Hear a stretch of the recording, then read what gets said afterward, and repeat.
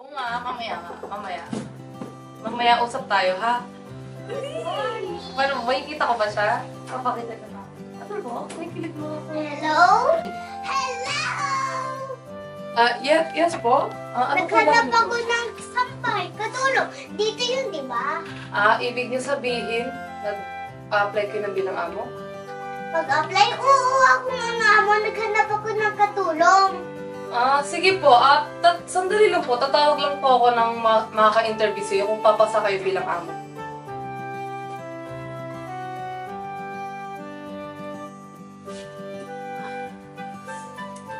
Ito na.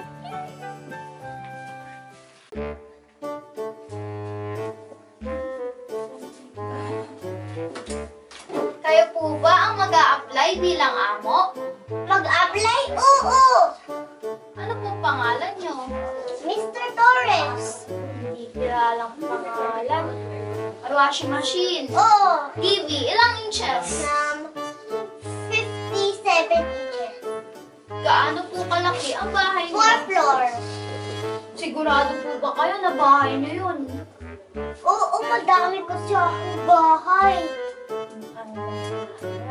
May microwave, oven, kotse, rice cooker. Ano ba namang tanong yan? Ay, naku, syempre, lahat meron. Bakit ang dami mong tanong? Huwag po kayo magalit. Ganun po talaga ang proseso para po malaman namin kung pasado po kayo sa pagiging amo. Ang dami mong cheche-breche. Gusto ko naman magkaroon ng katulong. O, saan na yung katulong? Sige po, pasado na po kayo. Ito po yung kontrata. Twice a week ang day off ko at 10% ng sweldo nyo ang sweldo ko. At 10 hours ang maximum working hour at pwede mag-CP lalo na pag break time. Kaya ibigay nyo po sa akin yung wifi password nyo. 2 years contract po. Ang dami. Ha?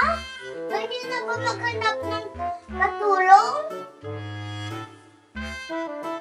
Kasi po, 2 years contract po to. So, ibig sabihin po, after 2 years pa po ako magiging available. Ha? Ano? Wala akong may magandang marinig doon? Diyos ko, matatayan ako ng dugo dito. Teka lang po, sir. Baka po pwedeng magpa-cash advance. Kasi po, kailangan po namin ng pera. Nasa ospital po yung tatay ko. 2 months lang po. 2 years contract naman po ako sa inyo eh. Please. Bahala ka sa buhay mo.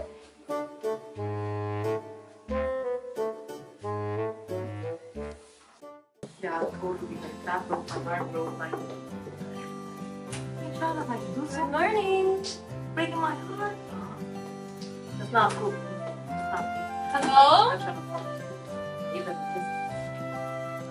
Hello? Wait, go. Hi. Yes? Hi. I'm looking for a helper. I believe I'm at the right place. Oh, you mean nag-a-apply ka bilang amo? Amo? You mean boss? Yeah. Yes. I heard you can. I can find a helper here. Can you help me? Yeah, I mean, I'm gonna call some interviewer and then they will tell you if whether you're passing. Oh, all right. Okay, seriously.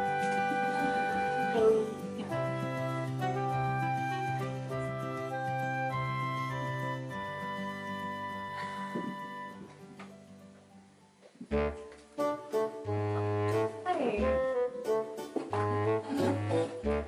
Kayo po ba yung mag-a-apply bilang amo?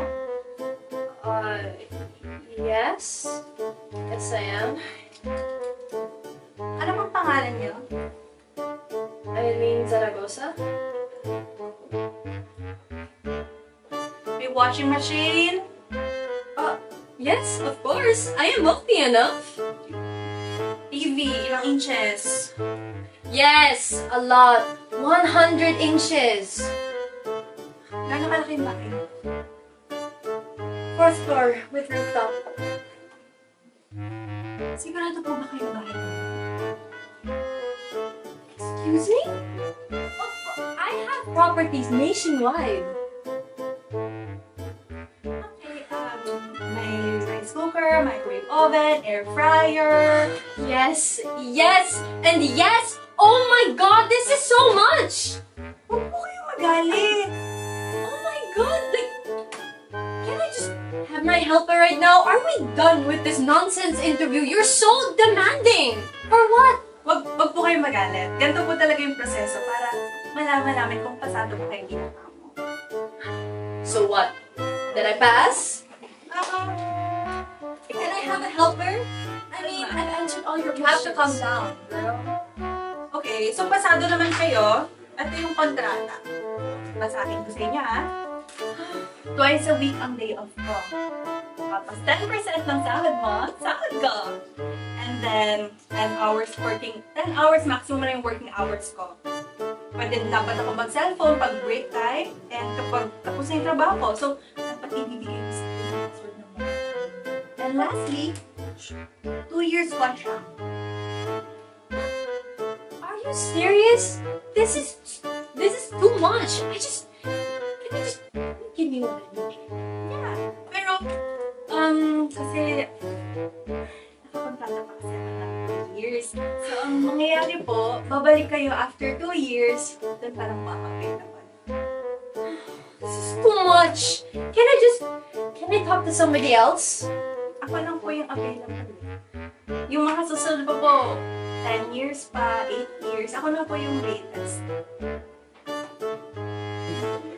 Never mind. I'm leaving. Wait lang po!